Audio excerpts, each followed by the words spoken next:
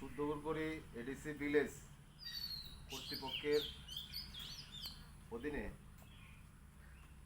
জনভাগিদারি অভিযান উপলক্ষে আগামী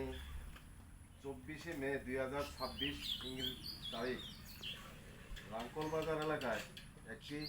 পরিচ্ছন্নতা অভিযান অনুষ্ঠিত হইবে। উক্ত অনুষ্ঠানে সকল গ্রামবাসীদের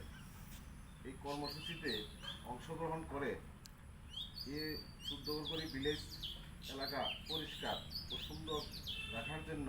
সহযোগিতা করার অনুরোধ জানানো হইতেছে। এছাড়া অত্র এলাকার জনগণের সুবিধার্থে বিভিন্ন দপ্তরের দ্বারা যেমন পিআরটিসি, আধার কার্ড, এসটি সার্টিফিকেট, তাছাড়া পিএম যোজনা,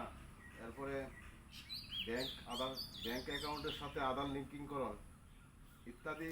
পরিষেবাগুলি জনগণকে অনুরোধ করা যাইতেছে যে তারা যেন স্ব দপ্তর হইতে এই সুযোগগুলি উপলব্ধি করেন এবং